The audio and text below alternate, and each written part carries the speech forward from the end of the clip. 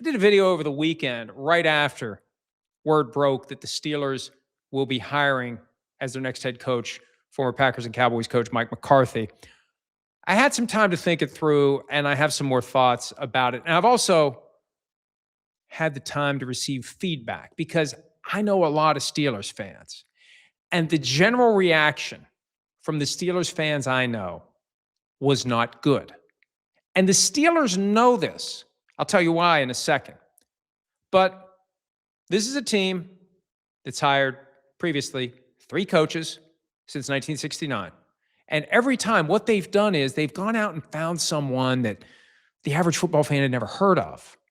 And so they bring this guy in. Oh, Coach Knoll. Oh, who's he? Coach Cowher. Oh, who's he? Coach Tomlin. Oh, yeah, okay. And they're all defensive coaches, and they all become Hall of Famers or potential Hall of Famers. In Tomlin's case, maybe he gets in one of these days. There's a hell of a logjam right now for coaches, so who knows? But this is the first time since 1969 that they've gone out and hired somebody who has been a head coach elsewhere and been fired twice by the Packers and more recently by the Dallas Cowboys. And I think this gets back to the attitude that Steelers fans had when Aaron Rodgers didn't immediately rush to Pittsburgh and accept the offer when they wanted to sign him in March of last year. Because there's an attitude, and I'm not saying it's not warranted, but there's an attitude among Steelers fans that their team is on a pedestal above other teams. And why wouldn't you want to be a Steeler? Cam Hayward said it himself. You either want to be a Steeler or you don't. So when the time comes for the Steelers to hire a new coach, I think Steelers fans want to believe they got someone who had multiple other options. And I don't think Mike McCarthy did. When he was fired by the Packers during the 2018 season, he was not involved in any serious way in the 2019 hiring cycle. Then he became the Cowboys coach. When he was fired by the Cowboys, and I know technically his contract wasn't renewed, but come on. He had one interview last year with the Bears. None of the other teams that were looking for coaches, the Jets, the Patriots, just to name a couple. There were 4, 5, 6 others. Nobody other than the Bears interviewed Mike McCarthy. And then this year, he was linked to just a couple of teams, the Titans and the Giants. And there were other teams still looking who have not interviewed him. Now, it's possible that he wasn't interested in the Cardinals or the Browns or the Falcons. But there was never a report that Mike McCarthy passed, and maybe he's just trying to take the high road, but it creates the impression for the average Steelers fan, we hired a guy that really didn't have any place else to go. And why do we rush to hire a guy that didn't really have any place else to go? Now that the Rams have lost, they could have interviewed in person and hired defensive coordinator Chris Shula, who fit the formula. Not that the formula would have worked again, but when you're going to break from the formula, I think the average Steelers fan is saying, we better break for it in a big way. Look, when Mike Tomlin resigned, John Harbaugh had yet to come to any sort of an understanding with the Giants. It wasn't announced that they were working on a deal, and he definitely didn't have a contract in place. I mean,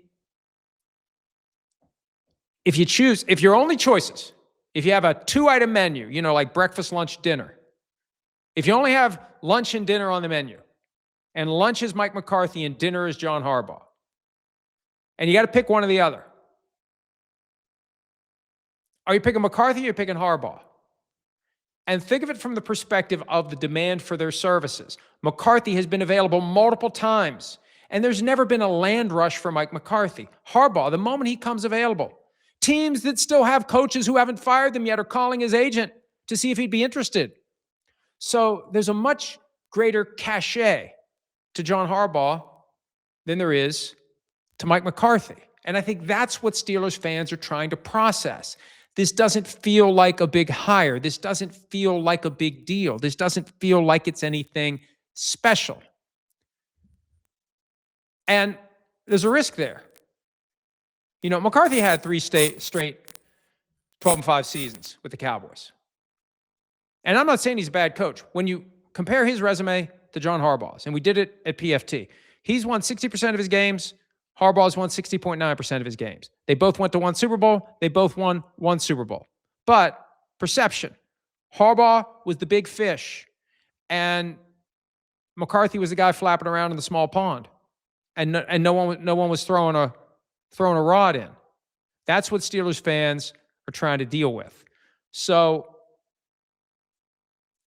if this year goes like the first year did in Dallas for McCarthy, they're going to have a problem because he was 2-7. In fact, the 7th loss came right before the bye week to the Pittsburgh Steelers. They go 2-7. They were right on the border of a revolt when they lost at home to the Bills on November 30.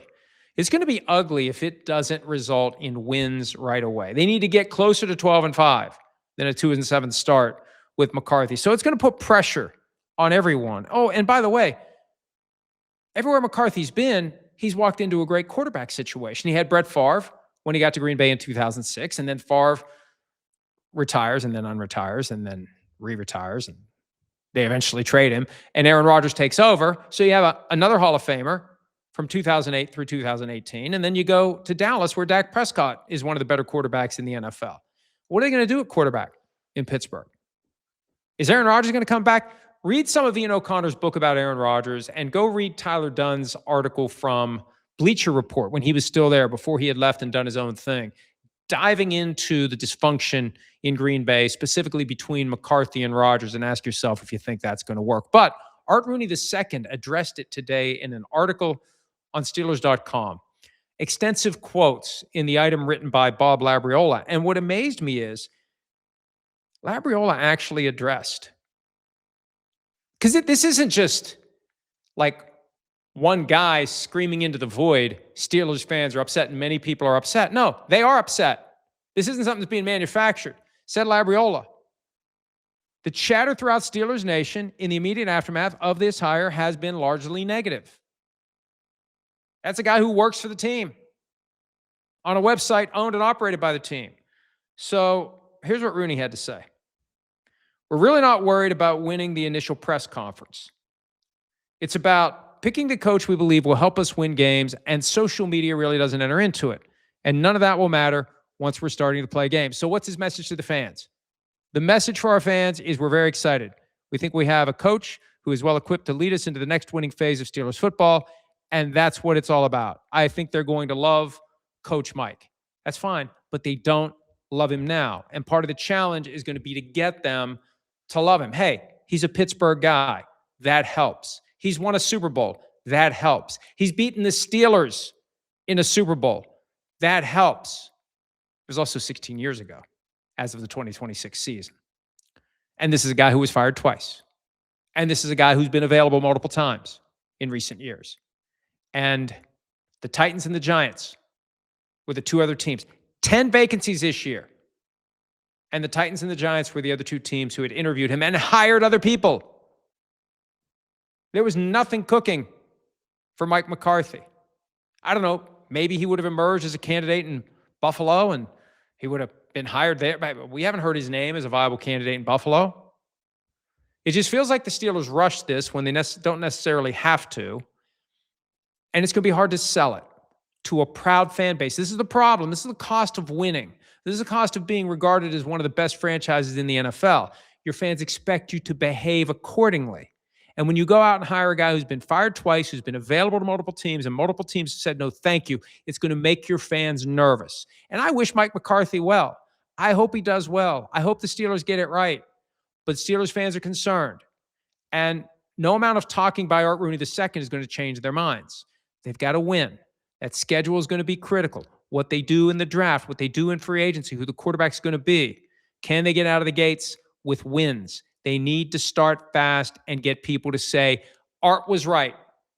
This was the guy, a Pittsburgh product. This was the guy who should run our team moving forward.